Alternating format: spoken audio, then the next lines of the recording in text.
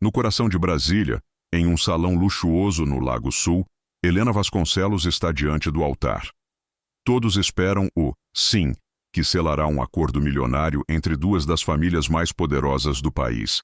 Mas o que ela está prestes a revelar não é uma declaração de amor.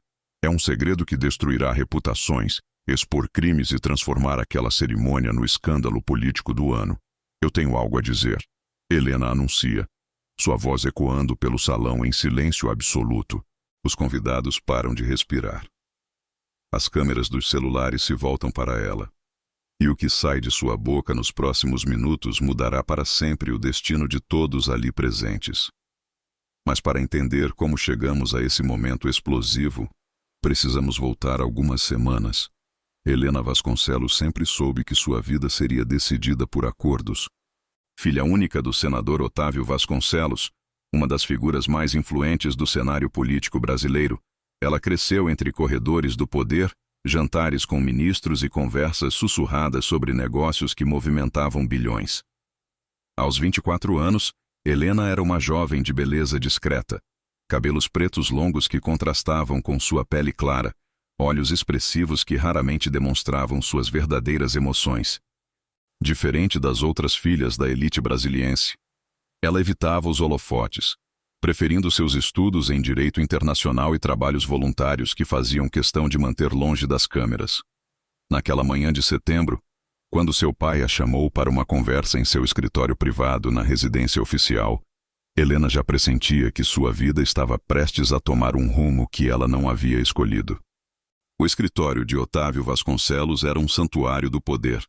Paredes forradas de livros jurídicos, fotografias com presidentes e primeiros ministros, e uma mesa imponente de mogno que havia pertencido a um ex-presidente da República. Era ali que se tomavam decisões que afetavam milhões de brasileiros. Helena, minha filha, começou Otávio, ajeitando os óculos dourados enquanto observava alguns documentos. Chegou o momento de falarmos sobre seu futuro. Helena sentiu o estômago se contrair. Conhecia aquele tom. Era o mesmo que seu pai usava quando anunciava alianças políticas estratégicas no Senado. Papai, se é sobre minha carreira, já disse que quero seguir a advocacia internacional. Tenho uma proposta para trabalhar em...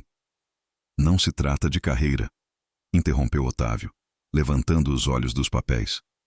Trata-se de família, de legado, de responsabilidade. O silêncio pesou entre eles. Helena conhecia aquele preâmbulo.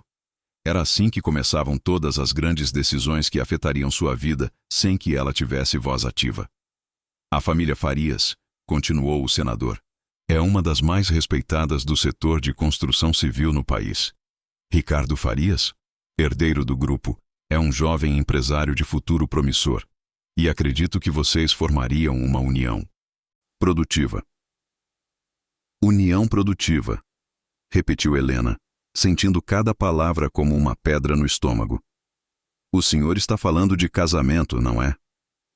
Estou falando de oportunidade, corrigiu Otávio, mantendo o tom político que usava para justificar decisões impopulares.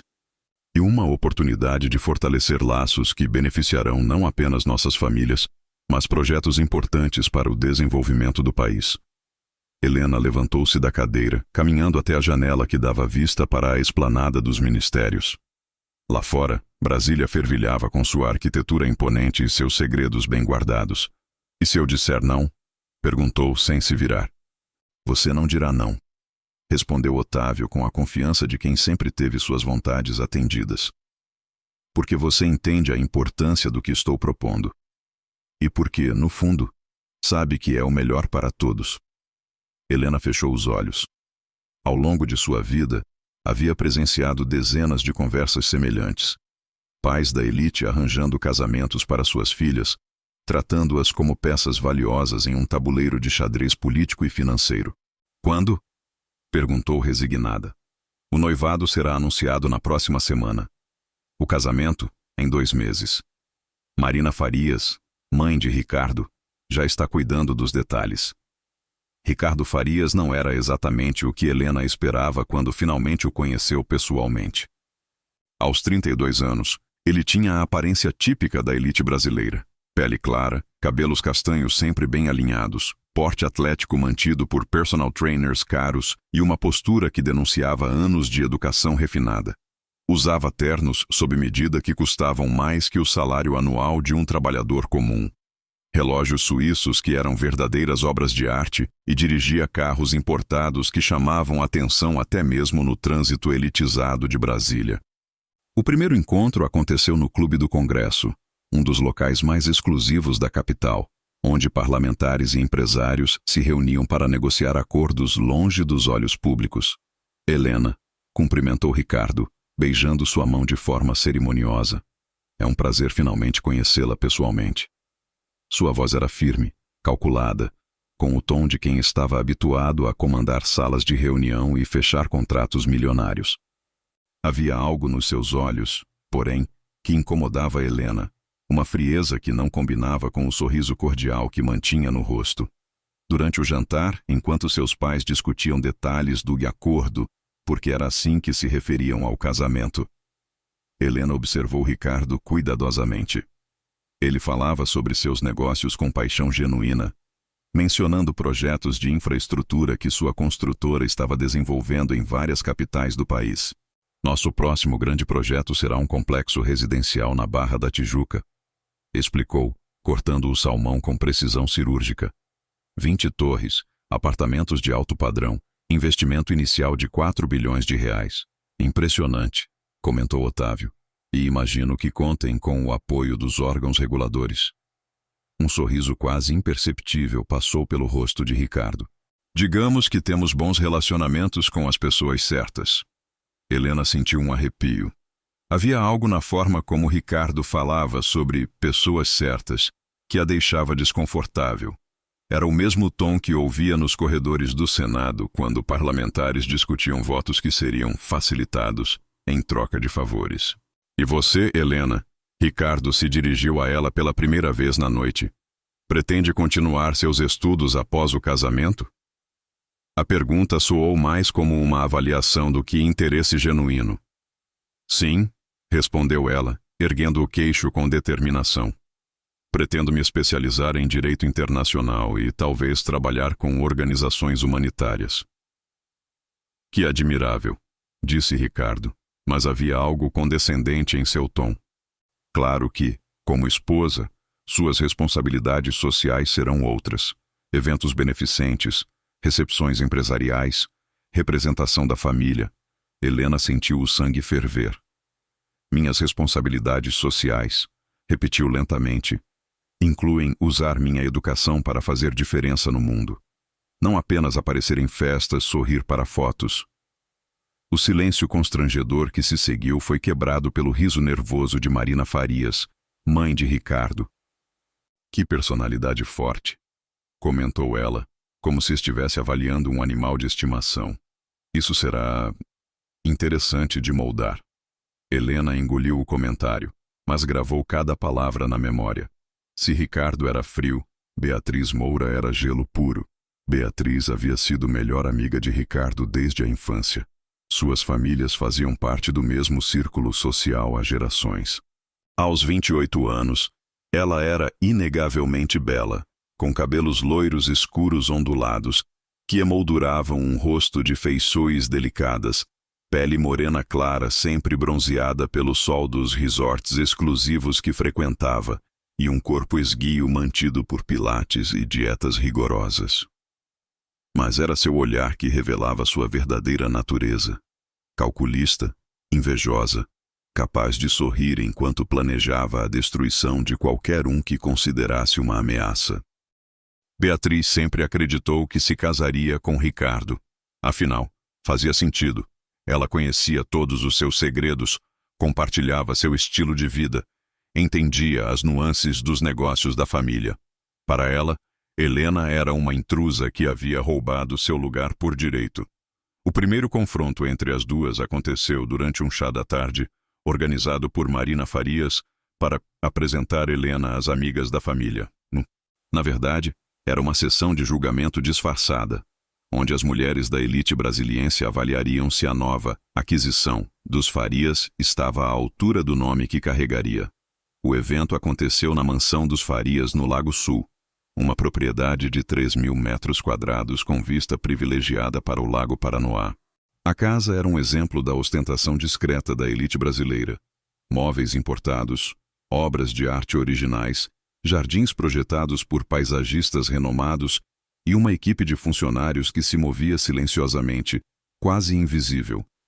Helena chegou vestindo um conjunto simples, mas elegante, saia midi azul marinho e blusa branca de seda, com sapatos de salto médio e uma bolsa pequena. Comparada às outras mulheres presentes, que exibiam roupas de grifes internacionais e joias avaliadas em milhões, ela parecia modesta. Era exatamente essa a impressão que queria causar. Helena, querida, Marina a recebeu com 2 beijos no ar, cuidando para não borrar a maquiagem. Venha conhecer nossas amigas. O grupo de mulheres que a esperava na sala de estar era um catálogo da elite brasileira. Esposas de ministros, filhas de empresários, socialites que apareciam regularmente nas colunas sociais dos jornais. E no centro de todas, como uma rainha cercada por súditas, estava Beatriz. Então esta é a famosa Helena, disse Beatriz, levantando-se graciosamente do sofá de couro italiano. Seu vestido vermelho de grife abraçava cada curva de seu corpo, e ela usava um colar de diamantes que provavelmente custava mais que um apartamento de classe média. Prazer em conhecê-la, respondeu Helena, estendendo a mão. Beatriz a cumprimentou com um aperto firme demais, seus olhos percorrendo Helena de cima a baixo, como um scanner. Que interessante sua escolha de roupa. Duns parte aqui, comentou Beatriz, seu sorriso não chegando aos olhos. Tão minimalista. Era o primeiro golpe. Na linguagem das mulheres da elite, minimalista era um eufemismo para pobre ou sem estilo. Obrigada, respondeu Helena calmamente. Prefiro peças atemporais a tendências passageiras. Como sábia, retrucou Beatriz, seu sorriso se alargando. Claro que quando se casa com alguém como Ricardo, é importante entender que certas expectativas vêm junto com o sobrenome. As outras mulheres riram baixinho, como um coro de hienas. Durante a tarde, Beatriz orquestrou uma série de ataques sutis, comentários sobre a simplicidade da educação de Helena comparada às escolas suíças que elas haviam frequentado. Piadas sobre como seria interessante para Ricardo ter uma esposa que não entendia de arte, já que ela havia admitido não conhecer um pintor específico que estava na moda entre colecionadores. Cada comentário era uma pequena lâmina, desenhada para cortar sem deixar marcas visíveis. O momento mais tenso veio quando Marina mostrou a Helena o anel de noivado. Uma esmeralda colombiana de 8 quilates cercada por diamantes. Uma peça única avaliada em mais de 2 milhões de reais.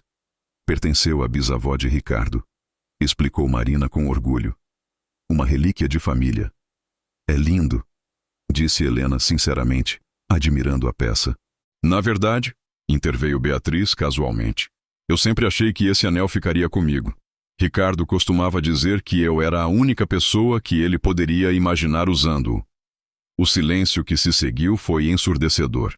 Todas as mulheres presentes entenderam o que Beatriz havia acabado de insinuar, que ela e Ricardo tinham um passado romântico, que Helena era uma segunda opção, uma substituta. Helena sentiu as faces queimarem, mas manteve a compostura. Ela estava começando a entender as regras daquele jogo cruel e percebeu que precisaria aprender rapidamente se quisesse sobreviver naquele mundo. 2 semanas após o chá humilhante na casa dos Farias, Helena decidiu que precisava conhecer melhor o homem com quem estava prestes a se casar. Se aquele casamento era inevitável, pelo menos ela descobriria com quem estava lidando.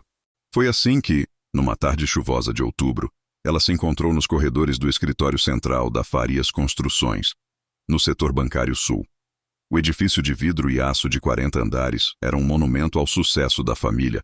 Cada detalhe, desde o mármore importado do lobby até os elevadores com acabamento dourado, gritava poder e dinheiro. Helena havia marcado um almoço com Ricardo, mas chegou propositalmente 2 horas mais cedo, esperando ter a chance de observar o ambiente onde ele trabalhava. O que ela não esperava era encontrar uma oportunidade de ouro quando a secretária particular de Ricardo se ausentou por alguns minutos, deixando a sala externa vazia. Foi um impulso. Helena sabia que estava cruzando uma linha perigosa, mas algo mais forte que a prudência a empurrou em direção à mesa da secretária. Os documentos espalhados sobre a superfície de vidro pareciam chamá-la. Contratos, memorandos, correspondências. E então ela viu algo que fez seu coração acelerar. Uma pasta com o carimbo confidencial e o logo do Ministério das Cidades. Suas mãos tremeram ao abrir a pasta. O que encontrou lá dentro mudaria tudo. Eram dezenas de documentos que revelavam um esquema sofisticado de corrupção. Licitações públicas vencidas com valores superfaturados. Obras de infraestrutura que custavam 3 vezes mais que o previsto. E, o mais chocante de tudo, uma lista de pagamentos mensais para funcionários públicos, incluindo alguns nomes que Helena conhecia muito bem dos corredores do Senado. Um memorando em particular chamou sua atenção. Era uma comunicação interna da Farias Construções detalhando como garantir aprovação rápida de projetos através de contribuições estratégicas para campanhas políticas específicas. E ali, destacado em amarelo, estava o nome de seu próprio pai. Senador Vasconcelos, 2.500 mil. Projeto Via Expressa Norte. Helena sentiu náusea. A Via Expressa Norte havia sido um dos projetos mais controversos aprovados pelo Senado no ano anterior. Seu pai havia sido um dos principais defensores da obra, argumentando sobre sua importância para o desenvolvimento da região. Agora ela sabia o verdadeiro motivo por trás do apoio dele. Helena, o que você está fazendo aqui? Ela se virou rapidamente, fechando a pasta. Ricardo estava parado na porta de seu escritório, o rosto carregado de surpresa e algo que parecia suspeita. Eu cheguei mais cedo para nosso almoço, gaguejou ela, esperando que a culpa não fosse óbvia em sua voz. Sua secretária disse que eu poderia esperar aqui. Os olhos de Ricardo se moveram da pasta em suas mãos para seu rosto. Por um momento, Helena teve certeza de que ele sabia exatamente o que ela havia encontrado. Cláudia não deveria ter deixado documentos confidenciais expostos, disse ele finalmente, sua voz controlada. Vou ter que conversar com ela sobre isso. Ricardo se aproximou, estendendo a mão. Posso ver o que despertou tanto interesse? Helena hesitou. Entregar os documentos seria admitir que havia violado sua privacidade. Mas recusar seria ainda mais suspeito. São apenas contratos, disse ela, entregando a pasta. Documentos muito técnicos.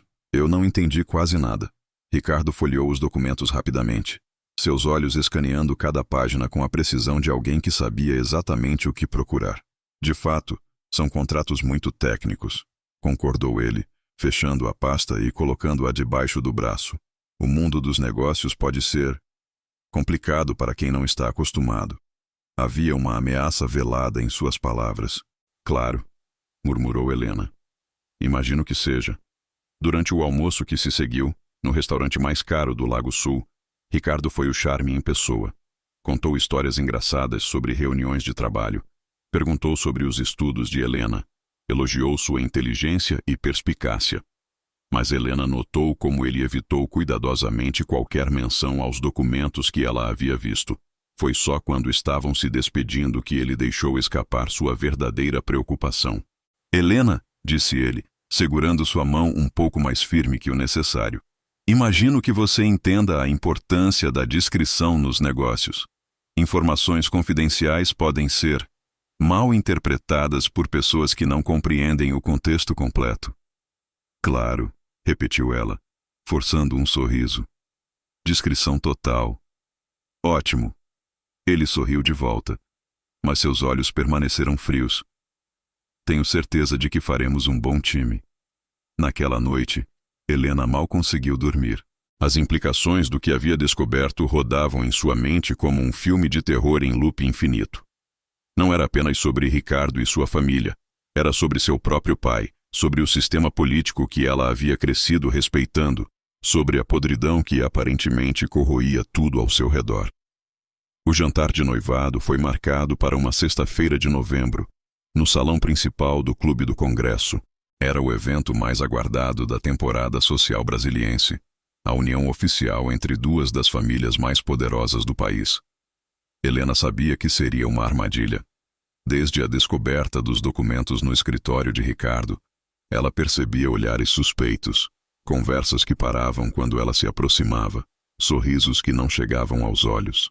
Beatriz havia se tornado ainda mais venenosa, fazendo comentários cada vez mais diretos sobre a inadequação de Helena para a família Farias.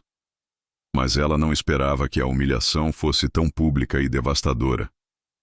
O salão estava decorado com um luxo obsceno, arranjos florais que custavam mais que um salário mínimo, lustres de cristal que refletiam a luz de centenas de velas, mesas postas com porcelana chinesa autêntica e taças de cristal que tintiam como sinos sempre que alguém fazia um brinde. Helena escolheu seu vestido cuidadosamente, um modelo azul escuro de linha simples mas elegante, que contrastava propositalmente com os vestidos extravagantes das outras mulheres presentes. Ela queria parecer digna, não desesperada para impressionar. Os primeiros sinais de problema apareceram durante o coquetel. Helena notou pequenos grupos sussurrando e olhando em sua direção. Sorrisos forçados quando ela se aproximava. Uma atmosfera de expectativa, como se todos soubessem de algo que ela ignorava. Beatriz estava radiante, circulando pelo salão como uma rainha em seu reino. Usava um vestido vermelho sangue que custara uma fortuna, joias emprestadas de uma famosa joalheria europeia e um sorriso que prometia entretenimento em breve. Helena, querida. Beatriz se aproximou quando ela estava sozinha próxima ao bar, aproveitando um momento em que Ricardo conversava com políticos do outro lado do salão. Como você está? Deve ser tão emocionante, todo esse teatro. Teatro? Repetiu Helena, imediatamente alerta. Oh, você sabe. Beatriz riu. Um som que soava como vidro quebrando. Toda essa encenação romântica quando todos sabemos que se trata apenas de negócios. Helena sentiu o sangue esfriar. Não sei do que você está falando. Claro que sabe. Beatriz se aproximou mais, sua voz baixando para um sussurro venenoso. Você acha que consegue enganar todo mundo com essa fachada de inocente? Nós sabemos exatamente o que você é. O que eu sou? Helena perguntou, apesar de uma parte dela não querer ouvir a resposta. Uma moeda de troca. Beatriz sorriu cruelmente. Uma peça no jogo político do seu pai. Você foi vendida, hein, querida? Vendida para salvar a carreira política dele e fechar negócios sujos com a família do seu futuro marido. As palavras atingiram Helena como socos, não porque eram falsas, mas porque eram devastadoramente verdadeiras. E sabe o que é mais patético? Continuou Beatriz, claramente saboreando cada momento. Ricardo nem sequer tentou esconder isso dos amigos íntimos. Ontem mesmo, durante um jantar privado, ele comentou como era conveniente ter uma esposa que vinha com tantas vantagens políticas incluídas. Helena sentiu o mundo girar ao seu redor. As palavras de Beatriz confirmavam seus piores temores sobre aquele casamento. Mas Beatriz não havia terminado. Na verdade, ela continuou, sua voz agora alta o suficiente para que outros convidados começassem a prestar atenção. Ricardo sempre disse que se casaria comigo se não fosse pelas circunstâncias especiais que tornaram você uma opção mais vantajosa. Conversas começaram a parar ao redor delas. Cabeças se viraram. O veneno de Beatriz estava sendo destilado publicamente. Mas não se preocupe. Beatriz concluiu com um sorriso angelical. Tenho certeza de que vocês serão muito felizes. Pelo menos até Ricardo se cansar da farsa e decidir procurar companhia mais compatível. O silêncio que se seguiu foi ensurdecedor. Helena percebeu que dezenas de pessoas haviam parado para ouvir a conversa. Alguns sorriram discretamente, como se estivessem assistindo a um espetáculo divertido. Outros pareciam constrangidos, mas ninguém fez movimento para defendê-la. Foi então que ela notou as câmeras. Vários convidados haviam sacado seus celulares e estavam discretamente gravando a humilhação pública. Em poucos minutos, aquela cena estaria circulando pelos grupos de WhatsApp da elite brasiliense. Helena sentiu lágrimas queimarem seus olhos, mas se recusou a deixá-las escapar. Não ali. Não na frente de todos aqueles abutres famintos por drama. Com licença, disse ela com a voz mais firme que conseguiu reunir. Preciso ir ao banheiro retocar a maquiagem. Ela se afastou dignamente, ignorando os murmúrios que começaram assim que saiu de vista. Helena encontrou refúgio no banheiro feminino do clube. Um espaço luxuoso com mármore rosa, espelhos dourados e um sofá de veludo onde socialites costumavam se recompor após escândalos sociais. Ela se olhou no espelho e viu uma jovem mulher que parecia muito mais velha que seus 24 anos. Os últimos meses haviam cobrado seu preço. Havia círculos escuros sob seus olhos, sua pele estava pálida e ela havia perdido peso com o estresse. Você precisa voltar lá e fingir que nada aconteceu, murmurou para seu reflexo. É isso que elas esperam. É isso que todo mundo espera. Mas quando abriu a porta do banheiro, encontrou seu pai esperando no corredor privado. Otávio Vasconcelos estava impecável como sempre. Terno azul marinho italiano, gravata de seda francesa, sapatos de couro inglês. Mas havia algo em sua expressão que Helena raramente via. Preocupação genuína. Helena, disse ele suavemente. Podemos conversar? Eles caminharam até uma sala de reuniões privada que o clube reservava para conversas delicadas entre membros importantes. Otávio fechou a porta cuidadosamente antes de se virar para ela.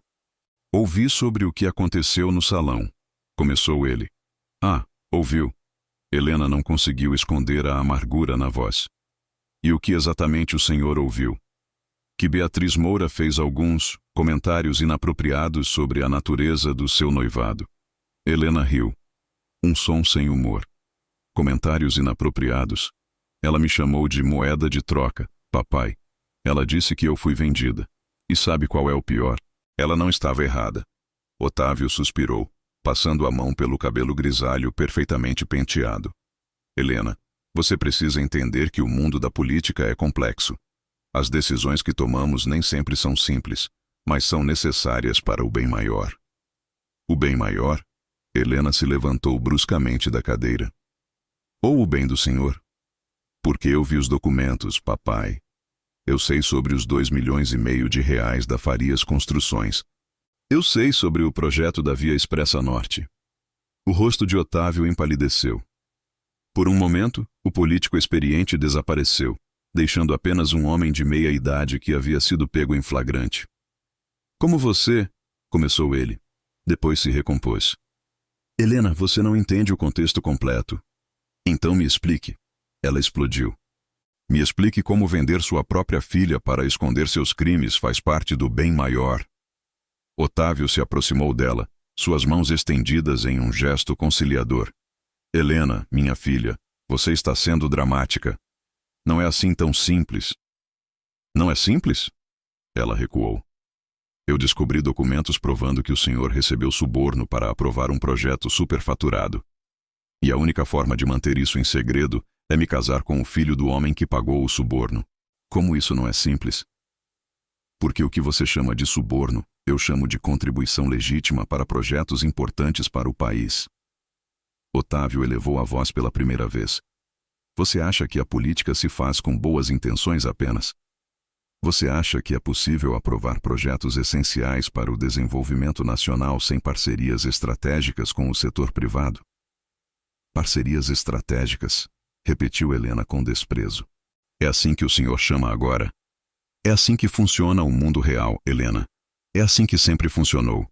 E se você quer que nossa família mantenha sua posição, se você quer que eu continue tendo influência para fazer o bem que sempre fiz neste país, então sim, às vezes, sacrifícios pessoais são necessários.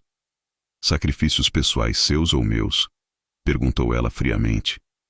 Otávio parou, percebendo o que havia acabado de admitir.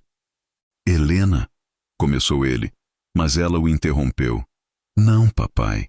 Agora eu entendo. Eu entendo perfeitamente. O senhor se meteu em negócios sujos, foi descoberto, e decidiu que sua filha seria o preço para manter seus segredos em segurança. Não é assim. É exatamente assim, gritou ela. E sabe qual é a parte mais patética? O senhor ainda tenta justificar isso como se fosse pelo bem do país. Lágrimas finalmente brotaram dos olhos de Helena, mas agora eram lágrimas de raiva, não de tristeza. Pelo menos seja honesto comigo uma vez na vida, papai. Diga que fez isso para salvar sua própria pele. Diga que sacrificou sua filha única para manter sua reputação intacta. Pelo menos isso seria honesto. O silêncio entre eles se estendeu por longos segundos. Quando Otávio finalmente falou, sua voz estava quebrada. Você tem razão, admitiu ele, desabando numa cadeira. Eu me meti numa situação impossível. Os negócios com Ricardo eram legítimos no início, mas depois, as coisas ficaram complicadas. Quando você descobrir como funciona realmente este mundo, Helena, você entenderá que às vezes não temos escolha. Sempre temos escolha, papai, ela disse suavemente. O senhor escolheu o dinheiro deles. Escolheu sua carreira. E escolheu sacrificar minha felicidade para proteger tudo isso. Otávio levantou os olhos para ela, e Helena viu algo que nunca havia visto antes no rosto do pai. Vergonha genuína. Se existe uma forma de sair disso, Helena, se você não quiser seguir com o casamento, existe? Ela perguntou, uma centelha de esperança acendendo em seu peito. Otávio hesitou. Seria custoso para todos nós. Helena entendeu.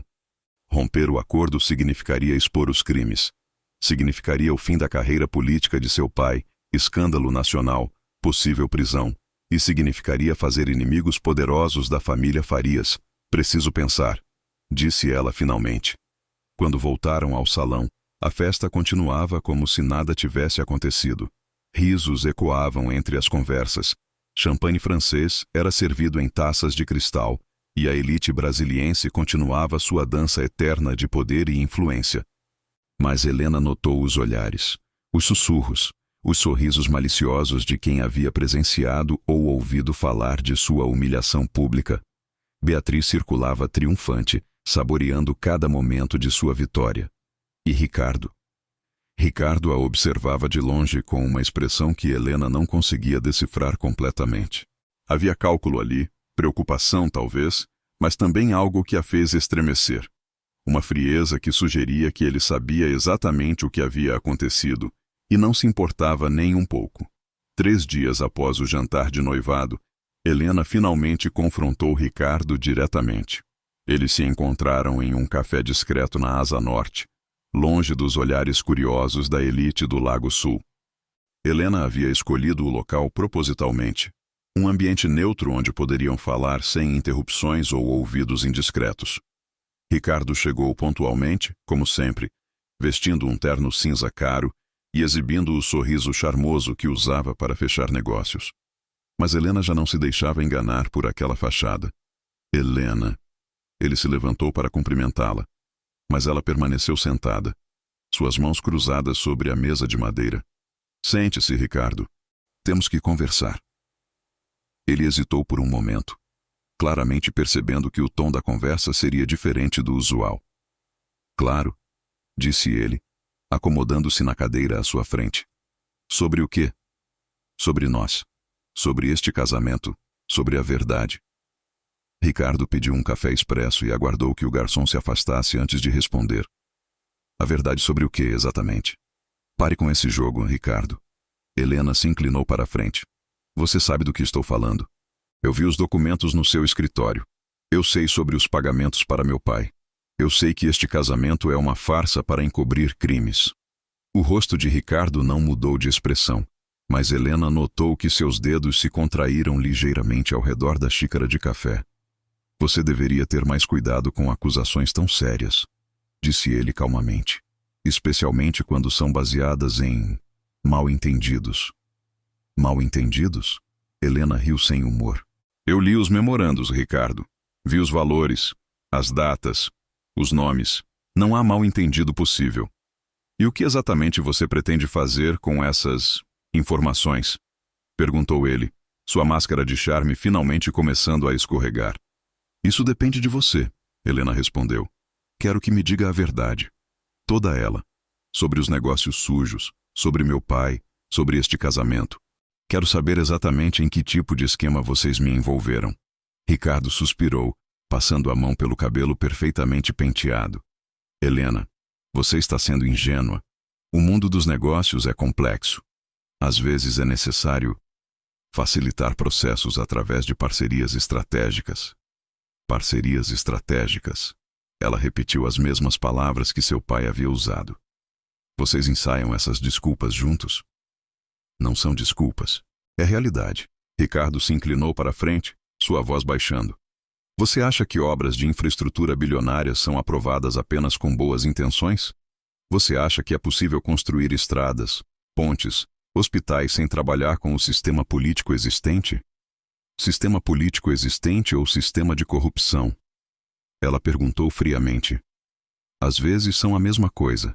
Ele admitiu com uma honestidade brutal. E antes que você me julgue, pense nos resultados. Quantos empregos nossas obras geraram? Quantas famílias foram beneficiadas pelas estradas que construímos? Quantos hospitais equipamos? Com dinheiro desviado de obras superfaturadas, Helena apontou. Com dinheiro que de outra forma jamais seria aprovado pelo Congresso. Ele retrucou. Helena, você pode me odiar pelo que fiz, mas não pode negar os resultados. Eles ficaram em silêncio por um momento. O peso da conversa pairando entre eles como fumaça densa. E eu? Perguntou Helena finalmente. Onde eu me encaixo nisso tudo? Ricardo hesitou, como se estivesse escolhendo cuidadosamente as palavras. Você garante que certas informações permaneçam em família, disse ele finalmente. Como uma apólice de seguro, ela completou amargamente. Se você quiser ver assim. E se eu decidir quebrar essa apólice? Se eu decidir que não quero ser parte disso? Os olhos de Ricardo se endureceram. Isso seria desaconselhável para todos os envolvidos.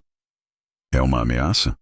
É um conselho, baseado em cuidado genuíno por seu bem-estar e o de sua família. Helena sentiu um calafrio percorrer sua espinha. A máscara havia caído completamente agora. Ali estava o verdadeiro Ricardo Farias, calculista, impiedoso, capaz de ameaças veladas, sem perder o sorriso educado. Entendo, disse ela, levantando-se. Obrigada pela honestidade. Helena, espere. Ele segurou seu pulso quando ela passou por sua cadeira. Não precisa ser assim. Podemos ter um casamento bom, respeitoso. Você terá liberdade para suas atividades, seus projetos. Tudo o que peço é discrição. Ela olhou para a mão dele em seu braço, depois para seu rosto. Me solta, Ricardo. Ele hesitou por um segundo antes de obedecer. O casamento vai acontecer, Helena, disse ele quando ela já estava de costas. Com ou sem sua cooperação, seria melhor para todos se fosse com. Helena não se virou. Simplesmente caminhou para fora do café, sentindo o peso do olhar dele em suas costas. A cerimônia estava marcada para uma sexta-feira de dezembro, no mais luxuoso salão de eventos de Brasília. Helena acordou naquela manhã sabendo que seria o dia mais importante de sua vida, mas não pelos motivos que todos esperavam. Durante as semanas que se seguiram ao confronto com Ricardo, ela havia tomado uma decisão. Se ia ser forçada a participar daquela farsa, pelo menos sairia dela com sua dignidade intacta. E se isso significasse causar o maior escândalo político do ano, que assim fosse. O processo de se vestir foi um ritual macabro. Helena escolheu um vestido simples de seda branca, sem os bordados extravagantes ou as joias ostentosas que Marina Farias havia sugerido. Queria parecer pura, inocente, uma vítima digna de simpatia para o que estava prestes a acontecer. Sua maquiagem foi feita de forma sutil, enfatizando seus olhos expressivos. Seus cabelos foram presos em um coque simples, elegante mas não elaborado. Cada detalhe foi calculado para contrastar com a opulência obscena que saberia encontrar no local da cerimônia. O salão estava decorado como um palácio. Flores importadas da Holanda, lustres de cristal tcheco, cadeiras douradas estofadas em veludo vermelho. Os convidados, mais de 500 membros da elite política e empresarial brasileira, ocupavam seus lugares como espectadores de uma peça teatral que não sabiam estar prestes a se tornar um drama real.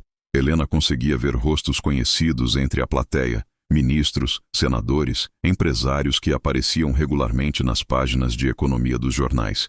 Todos ali esperando assistir à consolidação de mais uma aliança de poder disfarçada de romance. Na primeira fila, sua família e a de Ricardo ocupavam lugares de honra. Marina Farias exibia um sorriso triunfante, como se estivesse assistindo à coroação de uma rainha.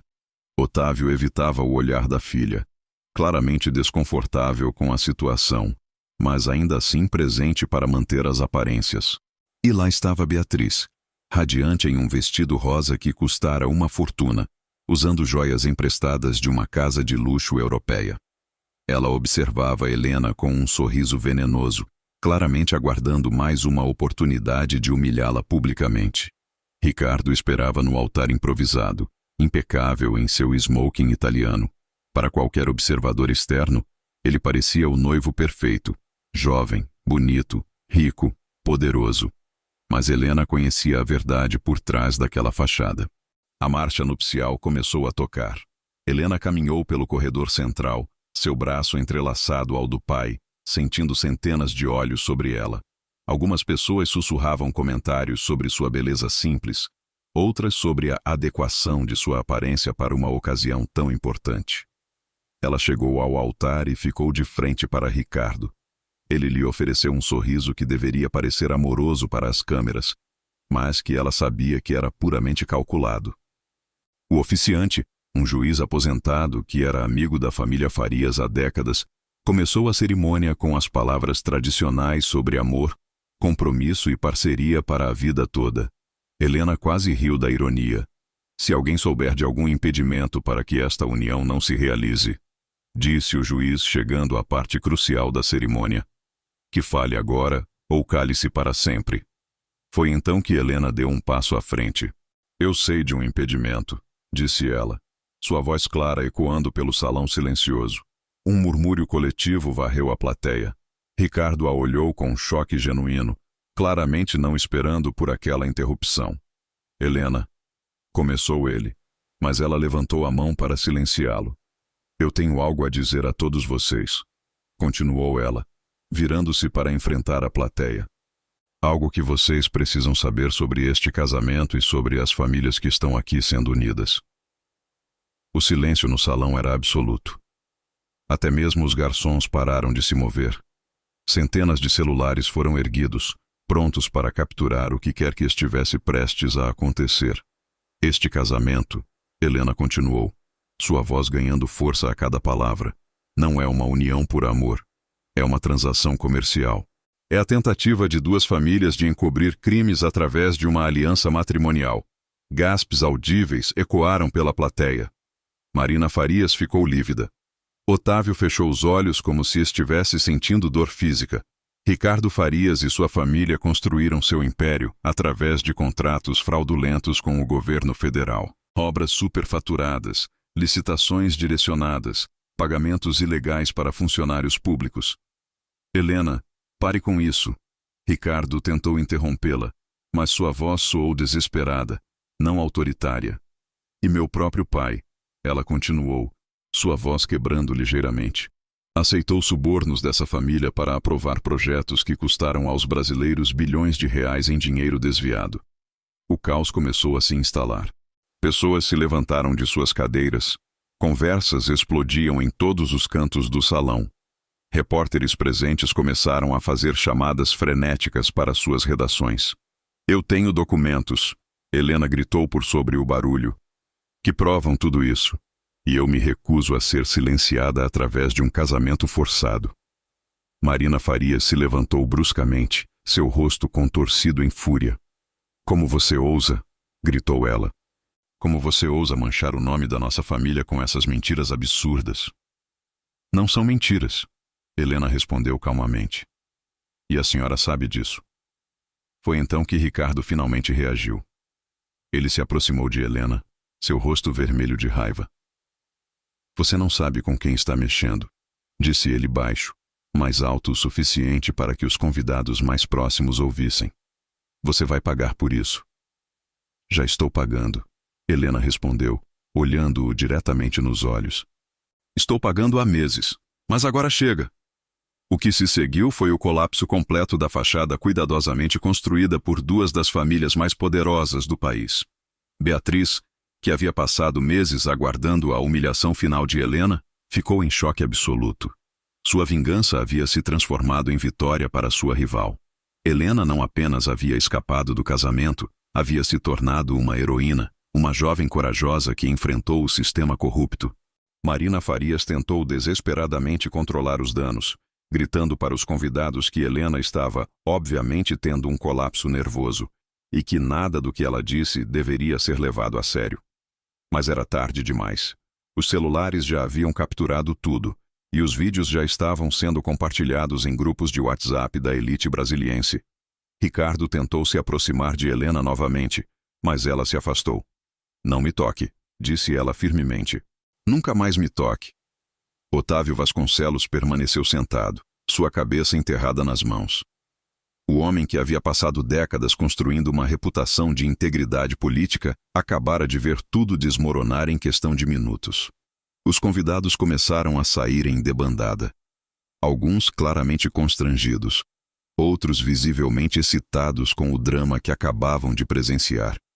Os repórteres correram para fora do salão, já preparando suas matérias sobre o que seria o escândalo político do ano. Helena permaneceu no altar, observando o caos que havia criado. Parte dela se sentia terrível. Havia acabado de destruir a carreira de seu próprio pai. Havia exposto crimes que afetariam centenas de pessoas envolvidas nos projetos da Farias Construções. Mas uma parte maior dela se sentia livre. Pela primeira vez em meses, ela havia tomado uma decisão por conta própria. Havia encontrado sua voz e a havia usado para dizer a verdade, independentemente das consequências. "Helena", uma voz suave a chamou. Ela se virou e viu uma mulher de meia-idade que reconheceu vagamente como jornalista investigativa de um dos principais jornais do país. "Você disse que tem documentos", a jornalista continuou. "Estaria disposta a compartilhá-los conosco?" Helena olhou ao redor do salão praticamente vazio. Os Farias haviam saído em silêncio, provavelmente já planejando estratégias de defesa legal. Seu pai havia desaparecido, escoltado por assessores que certamente já estavam preparando declarações à imprensa. "Sim", disse ela finalmente. "Estou disposta a compartilhar tudo." E foi assim que Helena Vasconcelos, a jovem que deveria ter se tornado uma esposa submissa em um casamento de conveniência, transformou-se na protagonista do maior escândalo de corrupção do ano. Mas sua história estava apenas começando. Capítulo 10. A virada da opinião pública. Os dias que se seguiram ao escândalo do casamento foram um furacão mediático sem precedentes na história política brasileira. Helena havia se tornado, da noite para o dia, a figura mais comentada do país. Os vídeos de sua revelação no altar circularam por todas as redes sociais, acumulando milhões de visualizações em poucas horas. Hashtags como Helena Courage e Casamento Golpe dominaram os trending topics. Mas o que mais impressionou Helena foi a reação do público comum. Longe dos círculos elitizados de Brasília, pessoas comuns a viam como uma heroína. Uma jovem que havia tido a coragem de enfrentar um sistema corrupto, mesmo sabendo que isso custaria caro para ela e sua família. Cartas de apoio chegavam às centenas. Mulheres jovens de todo o país escreviam, contando suas próprias histórias de casamentos arranjados, pressões familiares e silenciamento. Ativistas de direitos humanos a procuravam para apoiar suas causas. Programas de televisão competiam para ter sua primeira entrevista exclusiva. Helena havia se tornado um símbolo de resistência contra a corrupção e o patriarcado, duas lutas que muitos brasileiros consideravam inseparáveis. Do seu apartamento simples na Asa Norte, ela havia se recusado a permanecer na casa do pai após a revelação. Helena observava essa transformação com uma mistura de fascínio e terror. Nunca havia pedido para se tornar uma figura pública, muito menos uma heroína nacional. 3 semanas após o escândalo, ela finalmente concordou em dar sua primeira entrevista televisiva. O programa escolhido foi o mais respeitado do jornalismo investigativo brasileiro, conhecido por suas matérias sobre corrupção política e injustiças sociais. A entrevista foi ao ar numa sexta-feira à noite. Horário nobre. Helena apareceu vestindo roupas simples, uma blusa branca e uma saia azul marinho, sem joias ou maquiagem elaborada. Queria parecer acessível, humana, diferente da elite que havia exposto. Helena, começou o entrevistador, você sabia que sua revelação causaria toda essa repercussão? Honestamente, não. Ela respondeu, sua voz calma mas firme. Eu só sabia que não conseguia mais viver com aquelas mentiras. Não conseguia me casar com um homem sabendo que nosso casamento existia apenas para encobrir crimes. Você não teve medo das consequências? Para você, para sua família? Helena hesitou por um momento, lembrando-se dos últimos dias difíceis. Claro que tive medo, admitiu. Ainda tenho. Pessoas poderosas não gostam quando seus segredos são expostos. Mas o medo de viver uma vida baseada em mentiras era maior que qualquer outra coisa. A entrevista durou 40 minutos. Helena falou sobre os documentos que havia encontrado, sobre a pressão para se casar, sobre a humilhação que sofreu da elite brasiliense. Mas também falou sobre esperança, sobre a possibilidade de um país mais honesto, onde jovens não fossem tratadas como moedas de troca em jogos políticos. A reação foi imediata e massiva. As redes sociais explodiram com mensagens de apoio. Manifestações espontâneas aconteceram em várias capitais, com pessoas pedindo investigações mais profundas sobre corrupção política. Mais importante, outras vítimas começaram a falar. Nos dias seguintes à entrevista, dezenas de pessoas vieram a público com relatos similares. Empresários admitindo pagamentos ilegais. Funcionários públicos denunciando pressões para aprovar contratos fraudulentos. Jovens mulheres contando histórias de casamentos arranjados para beneficiar negócios familiares. O caso de Helena havia aberto uma comporta que ninguém conseguiria fechar. O sistema judiciário brasileiro, pressionado pela opinião pública e pela evidência irrefutável apresentada por Helena, não teve escolha senão agir rapidamente. A Operação Alianças Falsas, como foi batizada pela Polícia Federal, tornou-se uma das maiores investigações anticorrupção da história do país. Em menos de 2 meses, mandados de prisão foram expedidos contra dezenas de pessoas, incluindo empresários, políticos e funcionários públicos. Ricardo Farias foi preso numa manhã de terça-feira, em sua mansão no Lago Sul. As imagens dele sendo escoltado em algemas por agentes federais dominaram os noticiários por dias. O império que sua família havia construído ao longo de décadas começou a desmoronar como um castelo de cartas. A Farias. Construções foi à falência em questão de semanas. Projetos bilionários foram cancelados.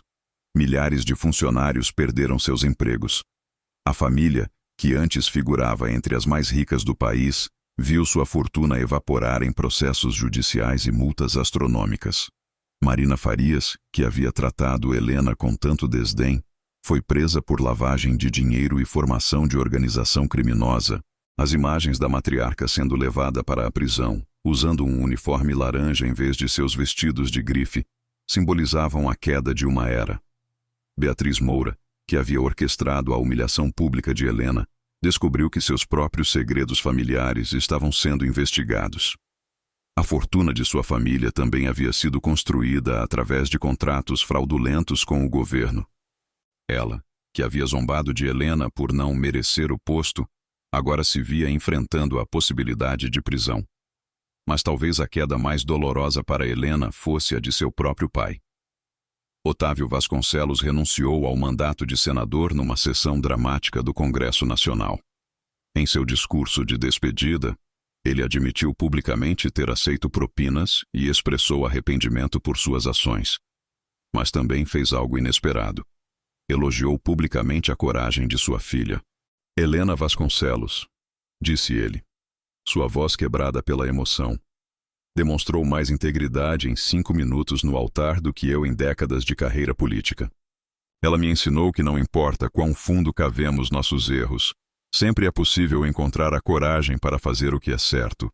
As lágrimas que Helena chorou assistindo ao discurso do pai foram complexas. Tristeza pela queda dele, mas também um amor renovado pelo homem que havia encontrado a dignidade para admitir seus erros publicamente. Otávio foi condenado a 8 anos de prisão. Mas sua pena foi reduzida pela colaboração com a justiça e por ser réu primário. Ele cumpriria 3 anos em regime semiaberto. Perderia seus direitos políticos por 1 década e teria que devolver aos cofres públicos todos os valores recebidos ilegalmente. Durante uma das visitas que Helena fez ao pai na prisão, ele segurou suas mãos através das grades e disse algo que ela nunca esqueceria. Eu sempre quis que você se orgulhasse de mim, Helena. Nunca imaginei que seria você quem me ensinaria o significado verdadeiro do orgulho. 18 meses após o escândalo do casamento, Helena estava irreconhecível. Não fisicamente, mas em espírito. Ela havia usado sua nova notoriedade de forma construtiva, fundando uma ONG dedicada a ajudar jovens mulheres que sofriam pressões familiares para casamentos arranjados. A organização, chamada Voz Própria, oferecia apoio jurídico, psicológico e financeiro para mulheres que queriam escapar de situações semelhantes à que ela havia enfrentado. Helena também voltou aos estudos, especializando-se em direito internacional, com foco em direitos humanos. Suas notas eram exemplares, mas mais importante que isso, ela havia encontrado sua paixão verdadeira. O apartamento simples na Asa Norte havia se tornado uma espécie de quartel-general informal para ativistas de direitos humanos. Helena recebia regularmente visitas de jovens que procuravam conselhos, jornalistas investigando novos casos de corrupção e advogados trabalhando pro bono em casos similares ao dela.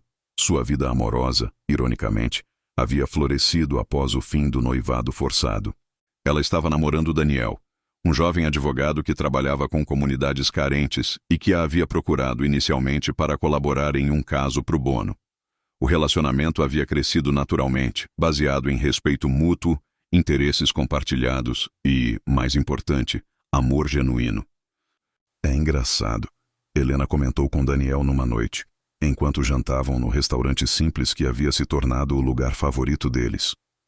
Passar tanto tempo fugindo do casamento me fez perceber como eu quero que seja quando finalmente acontecer. E como você quer que seja? Perguntou ele, sorrindo. Verdadeiro, ela respondeu sem hesitar. Baseado em escolha, não em obrigação.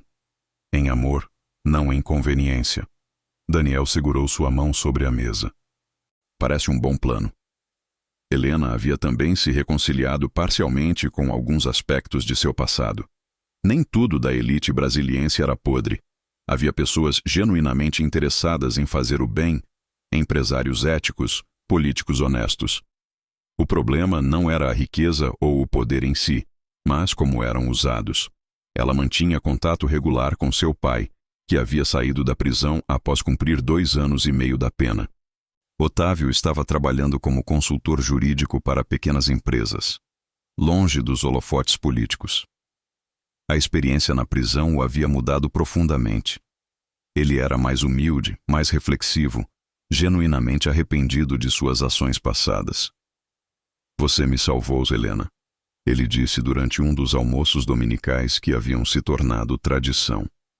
Não apenas me salvou de continuar cometendo crimes, você salvou minha alma.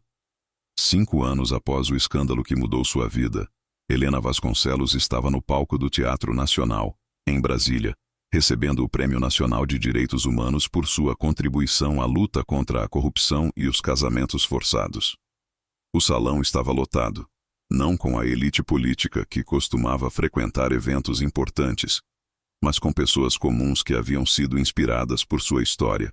Jovens ativistas, advogados trabalhando com comunidades carentes, mulheres que haviam encontrado coragem para denunciar abusos.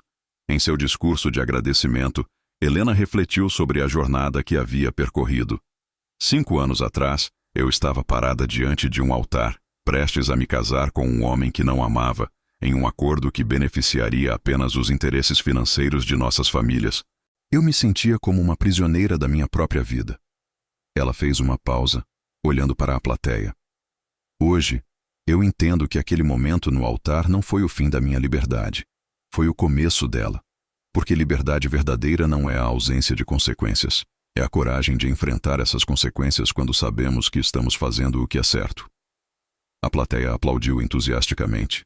Há muitas jovens mulheres que podem estar assistindo hoje e se sentindo presas em situações similares. Eu quero dizer, sua voz importa, sua escolha importa. Você não é uma moeda de troca, não é propriedade de ninguém, não deve sua vida aos planos de outras pessoas. Helena sorriu, lembrando-se da jovem aterrorizada que havia sido 5 anos antes.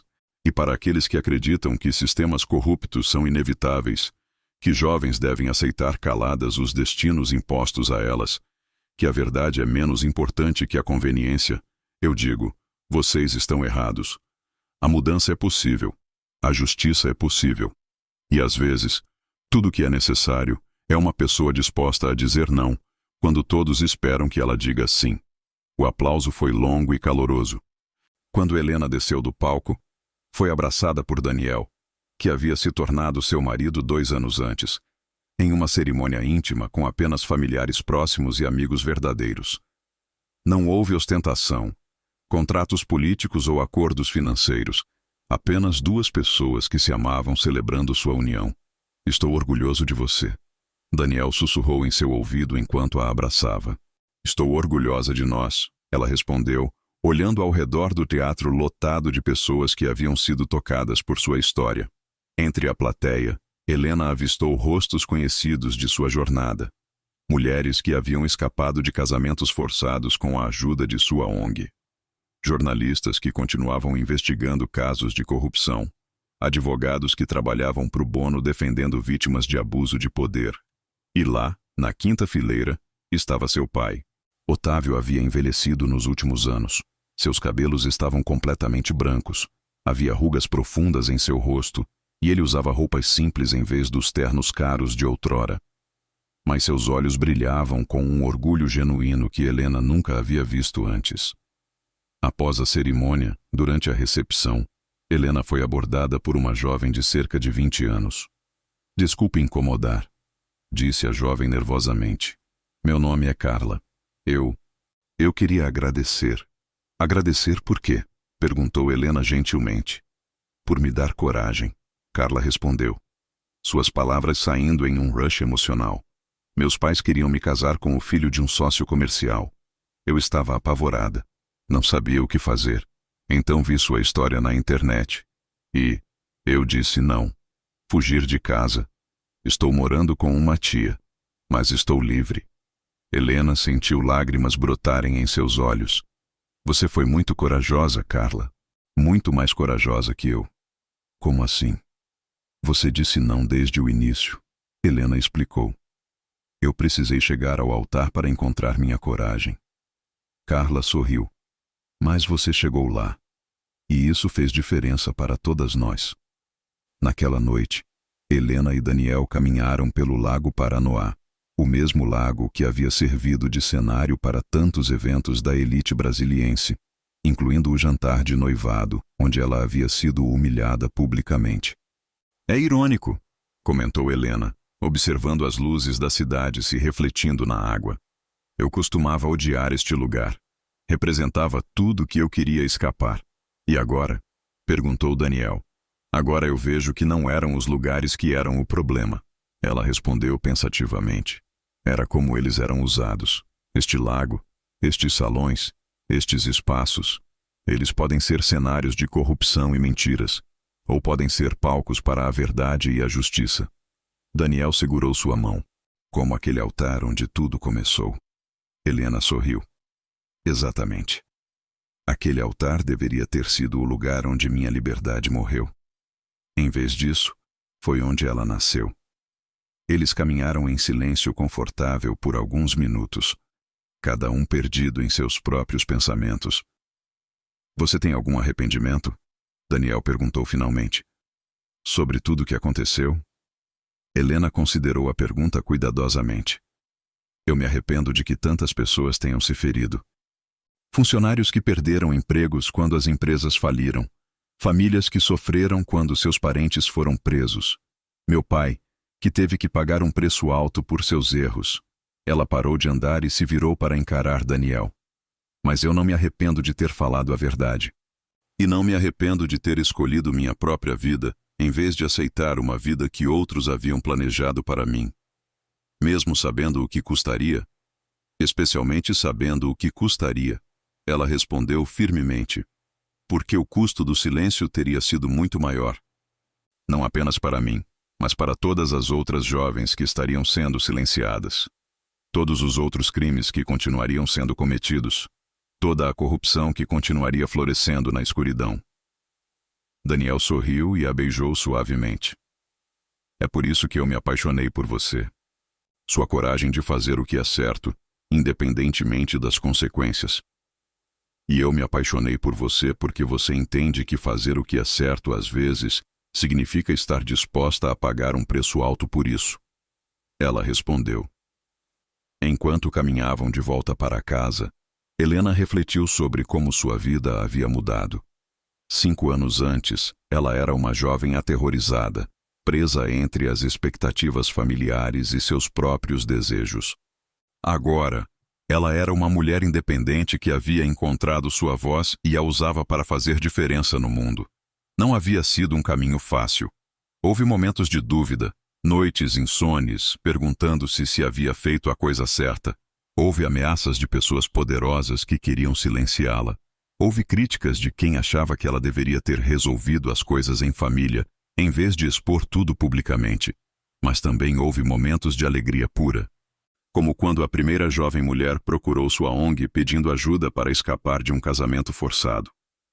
Como quando seu pai saiu da prisão e a abraçou, dizendo que finalmente entendia o que significava integridade.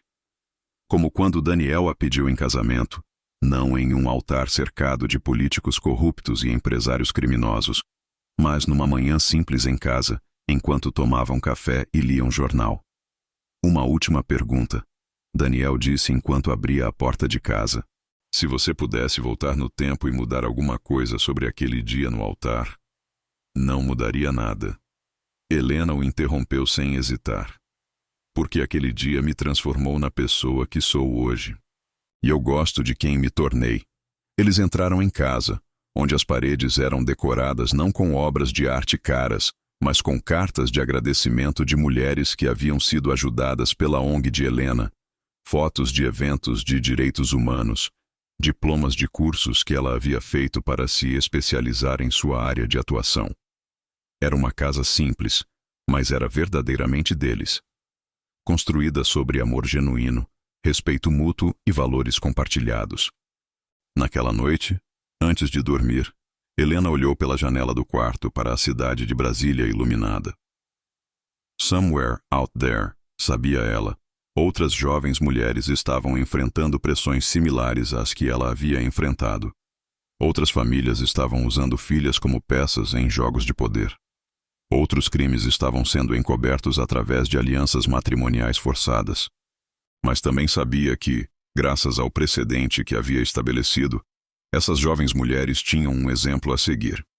Tinham uma história que provava que era possível dizer não, que era possível sobreviver às consequências, que era possível transformar um momento de humilhação em um marco de libertação. Boa noite, Brasília. Ela sussurrou para a cidade que havia sido palco de sua prisão e cenário de sua liberdade. Obrigada por me ensinar que às vezes precisamos quebrar completamente para nos reconstruir do jeito certo. E com essa reflexão, Helena fechou os olhos e dormiu o sono tranquilo de quem sabe que está vivendo exatamente a vida que escolheu para si mesma.